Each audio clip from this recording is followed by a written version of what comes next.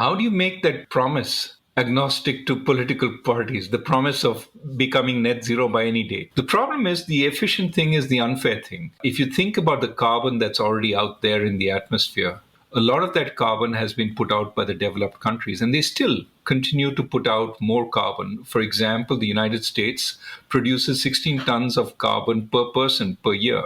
Tanzania produces zero point 0.2 tons of carbon per person per year. I think what it makes sense is for payments to take place from the high emitters to the low emitters. The beauty of this is Tanzania now has an incentive not to consume more carbon, because if it increases its consumption of carbon, it reduces the amount it gets from the fund.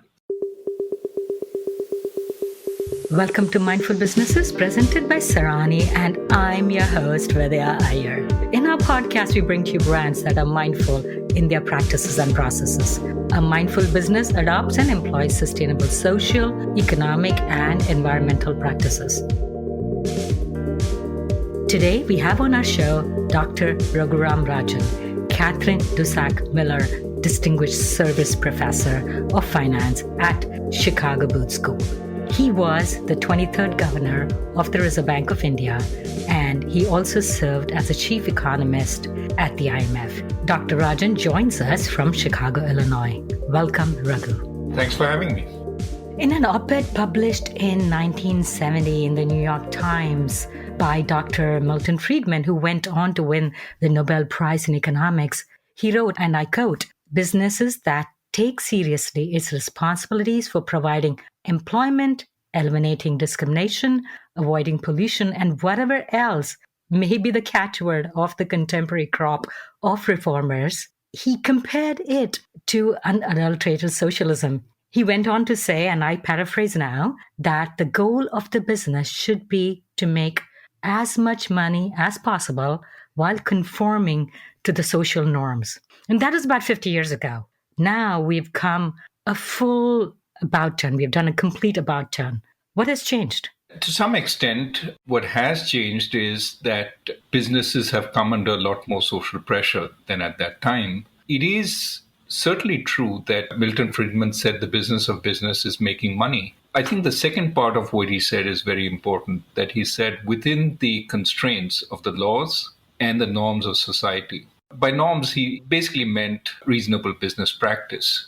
Now, what he was very worried about, which is something we should worry about today also, it is important that we remember the basic business of business is making goods and services that you customers want to buy at a reasonable price. That's what a business is about. Now, everything else is over and above it. Obviously, you have to respect the laws. Obviously, you have to do it in the most environmentally reasonable way possible. Now, what he was trying to say, which I think is being debated today, is that you don't have to do anything more than what the laws say.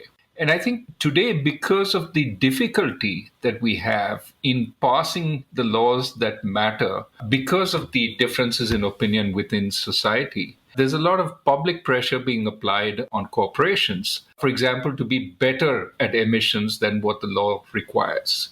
And this is where Milton Friedman would disagree. He would say democracy means you pass the laws. If you can't pass the laws, then trying to enforce them on a company without them being passed by the democratic majority is not, consistent with a democracy. It is some private interest group which says that this is more important, and I will try and enforce it by picketing the corporation, etc. You could argue about that for a long time. But basically, I think his point was certainly if you make a good product, you will make money. Unfortunately, he wasn't particularly political. And by saying the business was to make money, the vision that comes in people's minds is of companies rampaging through society, selling shoddy products in order to make the most profit possible. He would say that's a very short-term profit, and you can't sustain that. You would have to be much more thoughtful about selling a good product.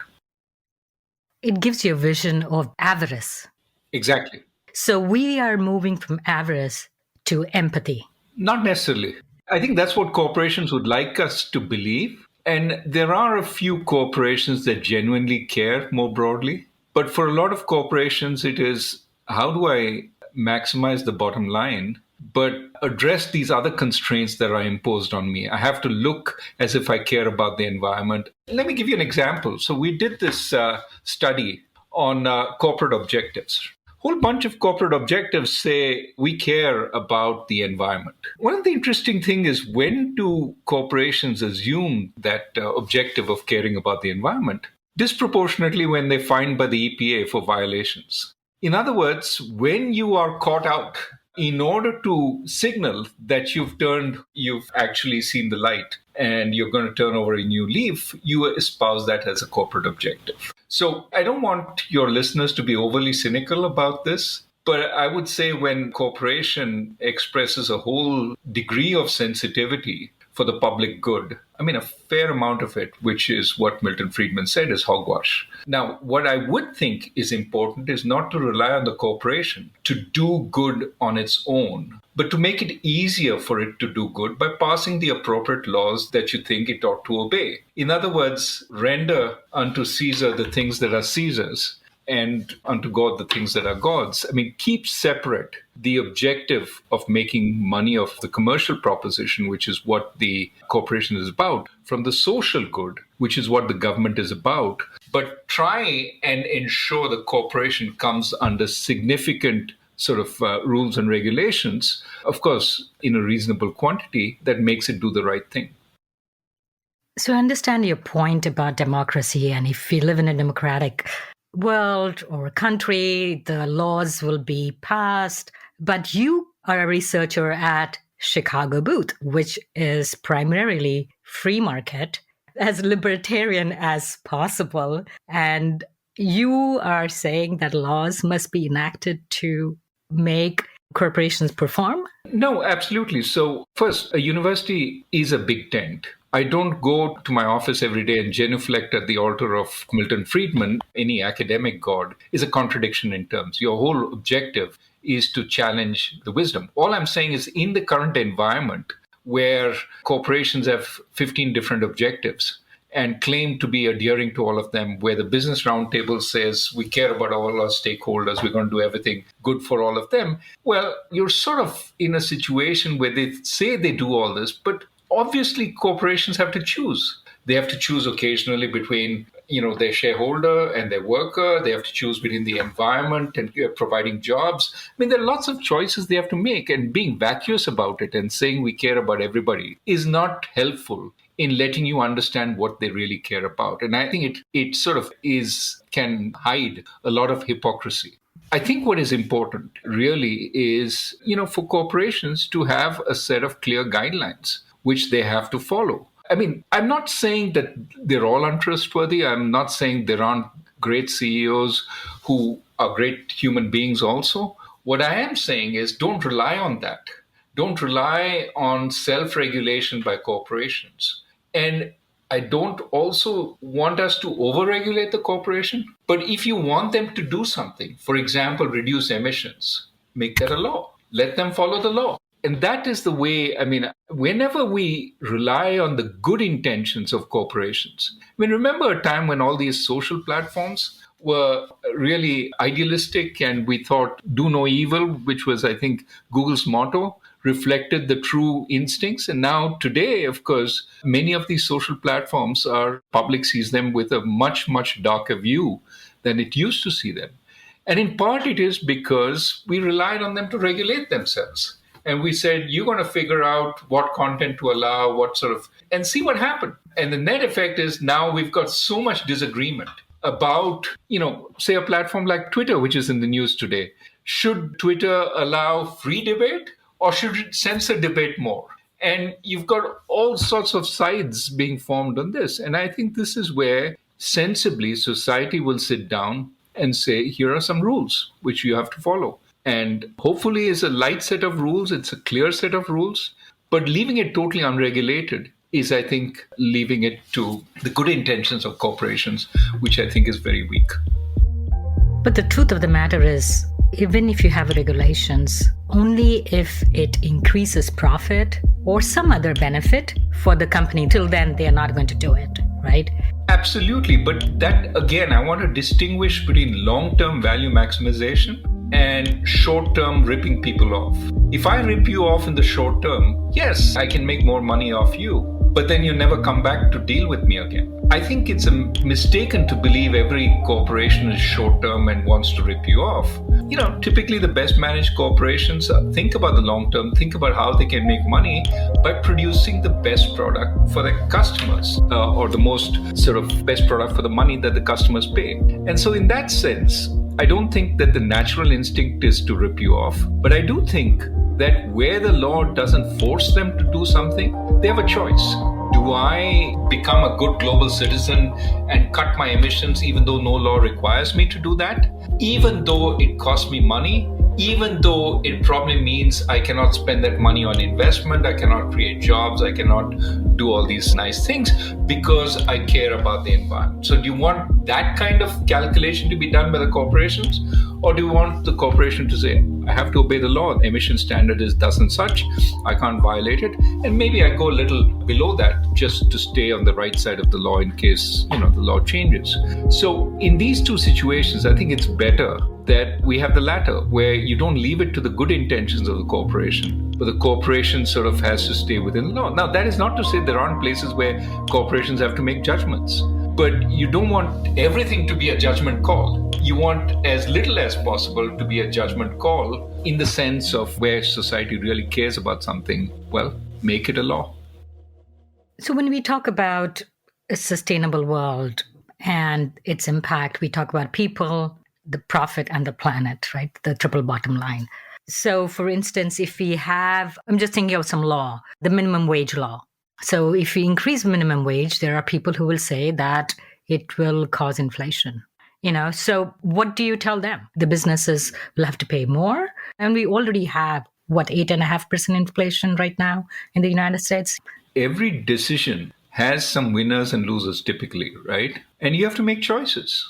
And if you increase the minimum wage, you're saying as a society, there are some people who have relatively weak bargaining power, and I want to protect them by setting a minimum. At the same time, you must recognize that this has some costs, that, you're increasing the cost of labor to some corporations. It's not cost-free.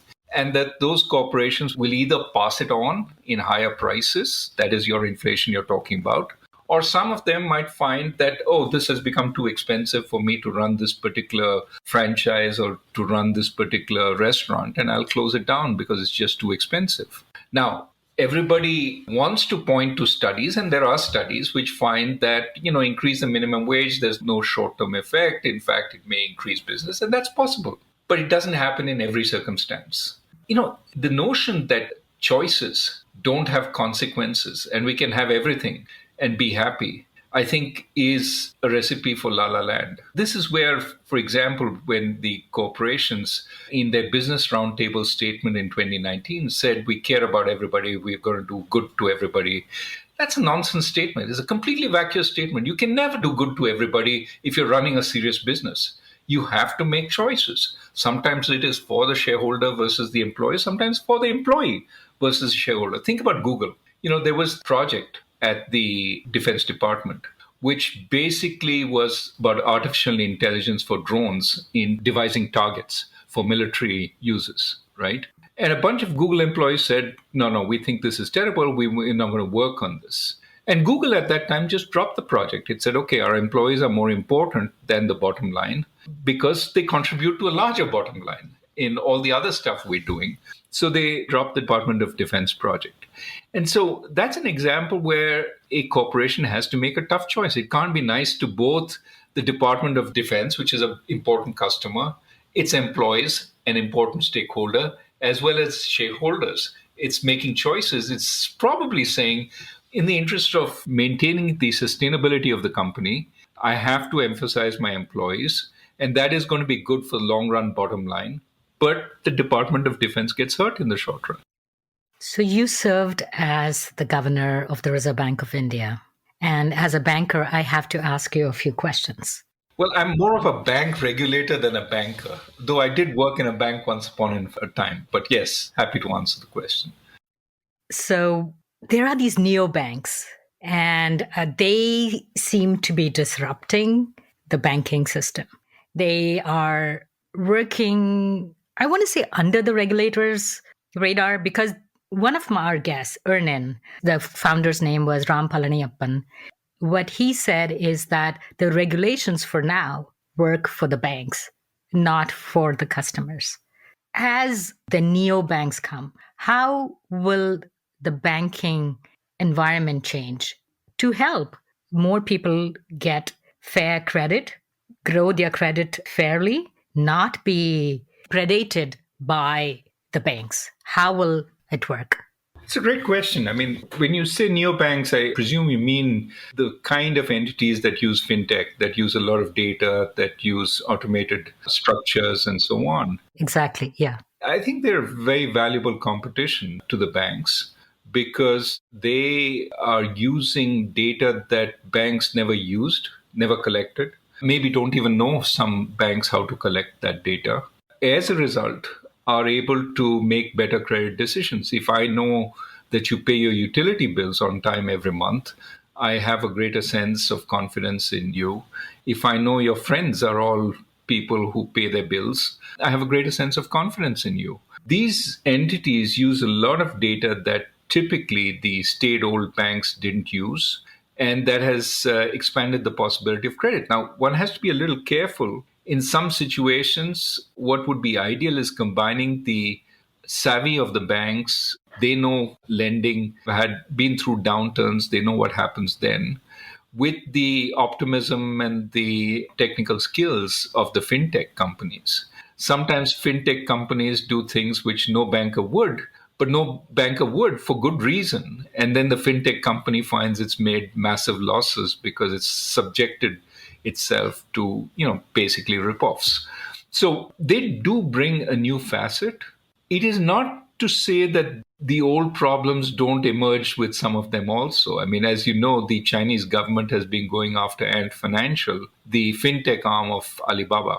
And part of what the Chinese government is saying is you're following monopolistic practices. You are not so much predating on your customer, but you're monopolizing the data. You're not giving it to the state-owned banks. And as a result, you're squeezing the customer with excessive rates and so on, higher rates than would be possible if you allowed for free and fair competition. And financial is basically saying, it's the data we collected. Those guys didn't collect the data. Now you're telling us to give the data to everyone.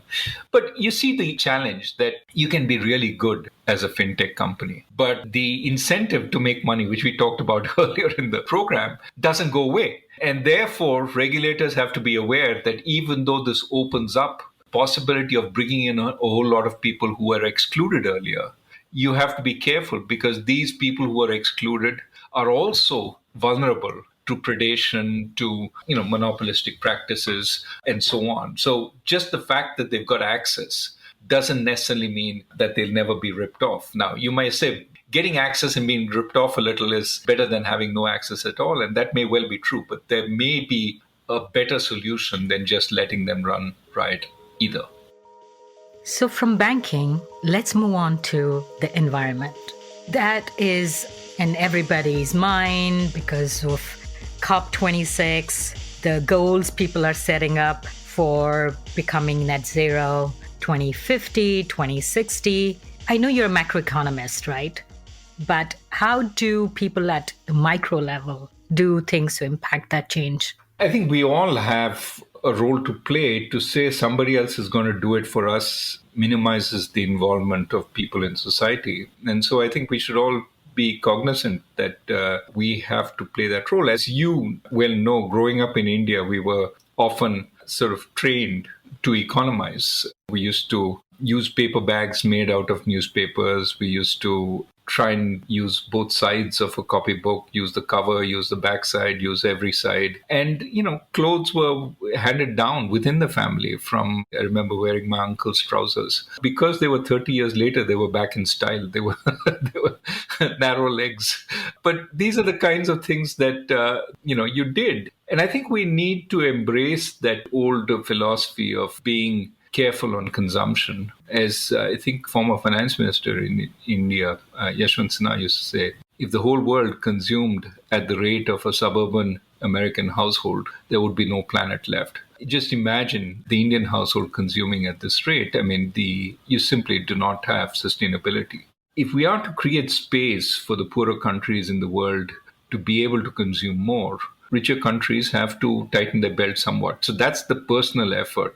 You cannot sort of preach conservation, etc., while having a year-round heated swimming pool. You have to ask what the cost of that. I mean, no matter whether you buy carbon credits for that or not, you have to think about your own lifestyle. That said, I think there is a important role for getting the incentives right globally. This is where, I mean, most economists would say, let's impose a common carbon tax around the world so that everybody sees the common cost of producing carbon, and that'll be the efficient thing to do. The problem is the efficient thing is the unfair thing. If you think about the carbon that's already out there in the atmosphere, a lot of that carbon has been put out by the developed countries, and they still continue to put out more carbon. For example, the United States produces 16 tons of carbon per person per year. Tanzania produces zero point 0.2 tons of carbon per person per year today.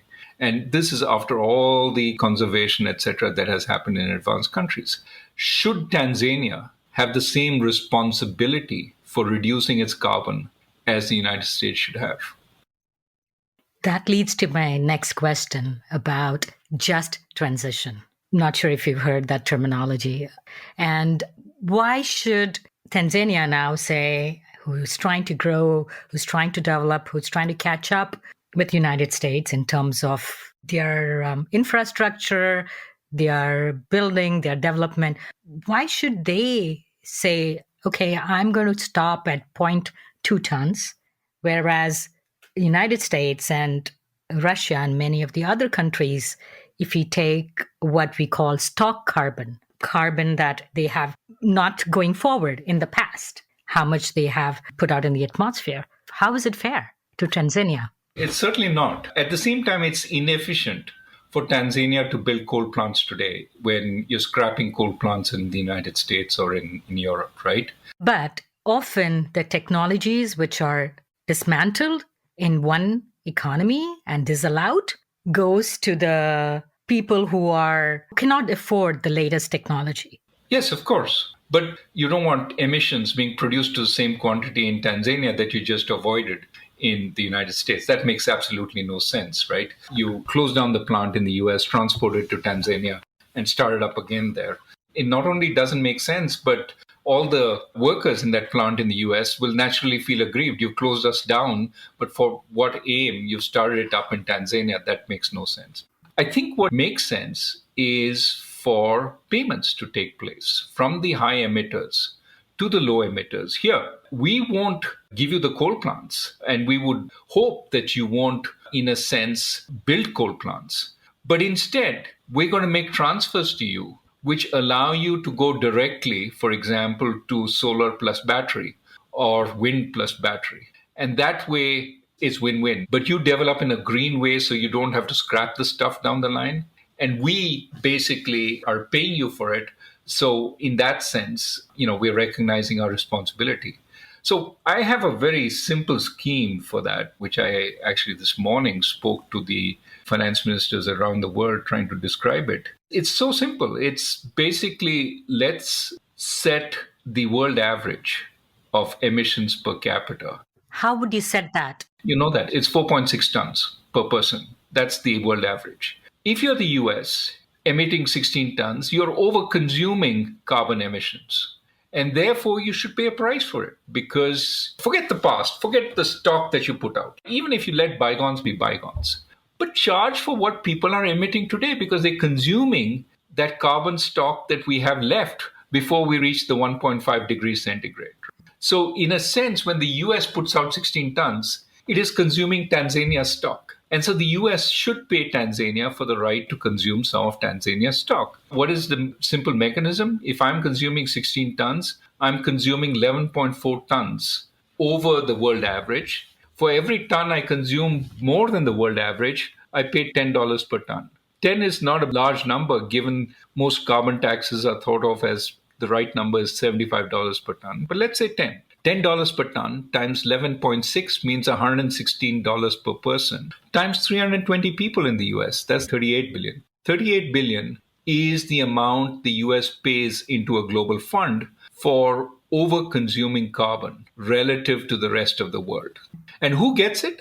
A country like Tanzania, which is under consuming, a country like Indonesia, which is under consuming. So it acts like a carbon tax, except it's a carbon reward to Tanzania. It's a carbon tax for the United States. The United States has to pay, Tanzania receives, but it receives less if it produces more carbon per capita.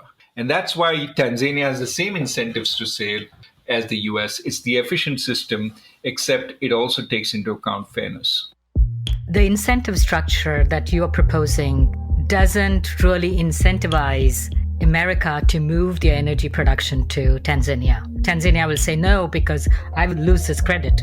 Absolutely. That's exactly right. The US wants to consume less of carbon, so it wants to go green. But Tanzania also wants to consume less of carbon because it gets more if it consumes less of carbon. So Tanzania also wants to go green. You don't have this shifting of brown assets across the world. Everybody wants to go green. That's what we want, given the urgency of the climate situation.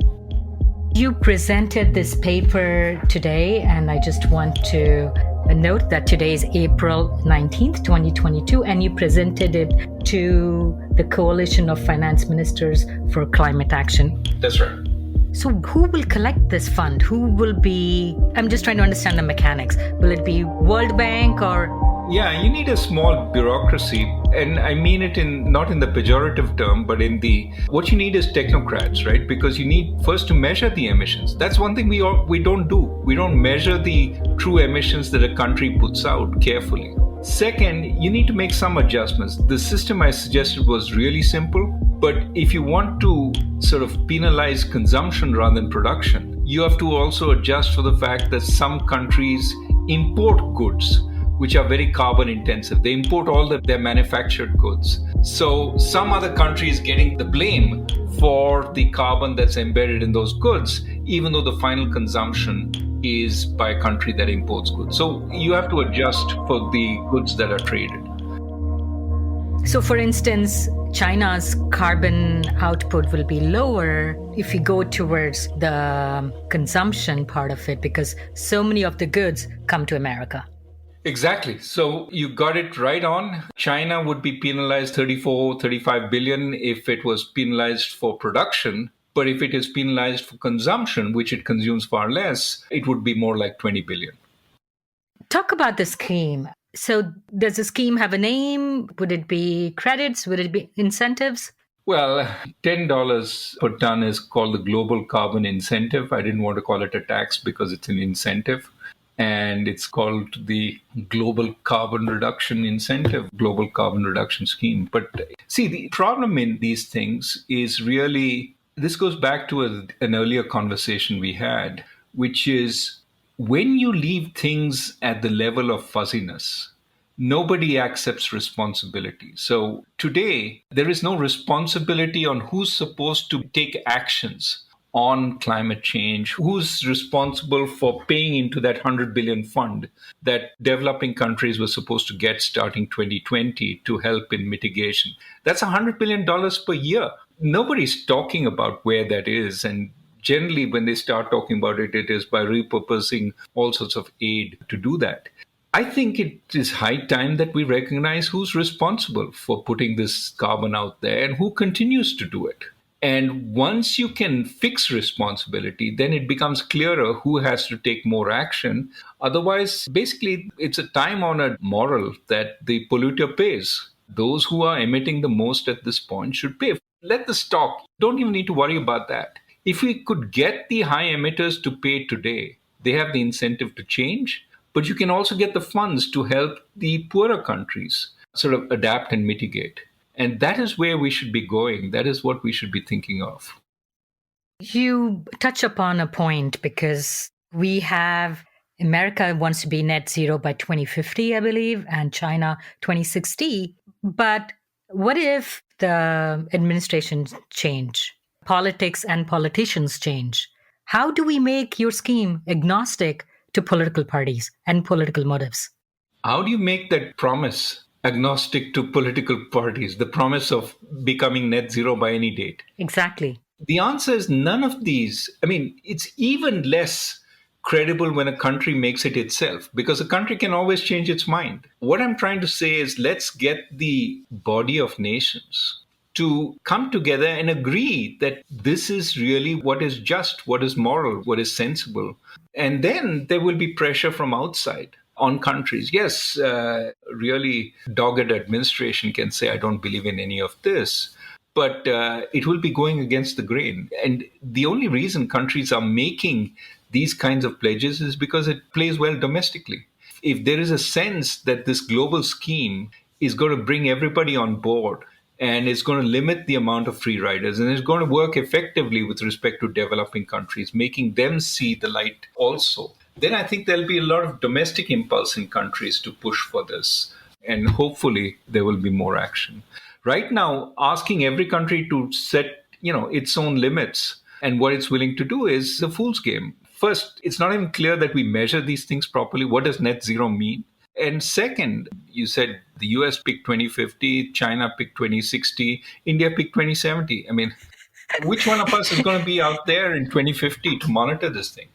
Yes. So one of our guests, who was a 23-year-old startup which worked on carbon capture, he's like, I don't believe a 70-year-old who says in 2070 we'll be net zero, or 2050 for that matter. He's like, I'm the only person who's going to be around at that time. Yeah, I think he or she is absolutely right that not a whole lot of thought has gone into how we actually do this and how we measure movement towards this. So how about some penalties? And I know we have to work with incentives. You don't want to call it a tax. How about penalties for non-compliance? That's what the system is. That's what the system that I'm proposing is. It's not so much penalties. I don't want to call it penalties, but it is an incentive scheme. And those who are polluting the most or who are emitting the most should be incentivized to cut back. The problem is that, everybody wants to let things be loose and informal because there's no pressure then. And they can respond to the pressure of the day, which is typically COVID, the war in Ukraine. I mean, these are important, of course. But the planet's existence is probably sort of an order of magnitude more important than the issue of the day. So I have a question from a longtime listener who is the president of a European bank. And he wanted me to ask you, what is the single most important thing that private institutions can decide to focus on in the long term to contribute in a sustainable way in reducing environment of fragility? And can this be done only at the governmental level or quasi-governmental level, like the World Bank or the IBRD, the International Bank for Reconstruction and Development? So what are they not doing right now, the private institutions, and what can they do? Or does it need to be only at a government or quasi-government level?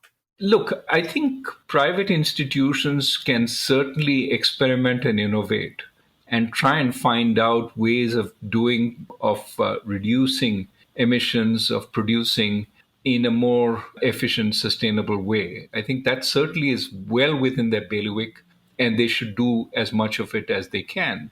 I think it makes sense to be thinking 10, 15 years ahead and thinking of what the world will require then.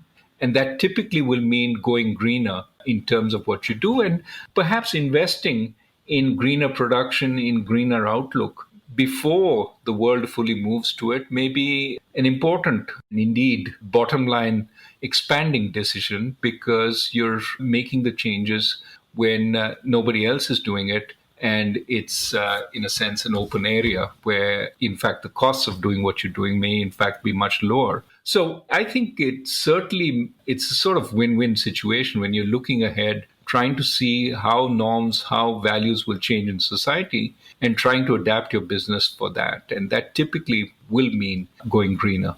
I would say do the things that you can contribute most effectively. there is no point thumping on the table and doing things in these, go attend every sustainability forum there is with the World Bank and the IMF. And there are plenty of bureaucrats doing that. That's not the comparative advantage of private firms, except in trying to educate regulators, bureaucrats, etc., about what might be better ways to do it. But for that, you have to know yourself, which means the experimentation that I talked about. I would say, again, going back to the earlier theme we had, render unto Caesar the things that are Caesar's. Don't start trying to change regulation other than informing the regulator. Let the regulator decide what needs to be done. Otherwise, it becomes a very cloying, crony capitalist structure. But try and do the things that you can do better, which is innovate. Think of more efficient ways of producing. Think of greener ways of producing. Try and reduce the kind of emissions that you are producing in many ways. And of course, I think building a culture like that within your firm can also attract a whole lot of very talented people within the firm. It can be very useful, again, to the bottom line, but also to the sustainability of the business you're running. With those actionable steps, I hope our listeners will listen and act on. Thank you so much, Dr. Raghuram Rajan, for coming on Mindful Businesses. Thank you very much for having me. It's been a pleasure. You're listening to Mindful Businesses, hosted and produced by Vidya Iyer. We'd love to hear from you. Send us a voice note with your questions or comments to info@mindfulbusinessespodcast.com. Subscribe, rate, and review us on Apple Podcast. If you learned a thing or two from this episode, share it with one friend. We recorded this podcast in Lafayette, Indiana. Theme music was composed by Tatum Gale. Our marketing assistant is Caitlin Mulligan. Our advisors are Jim Stone and Anupama Pastricha. This is Vidya Iyer with Mindful Businesses.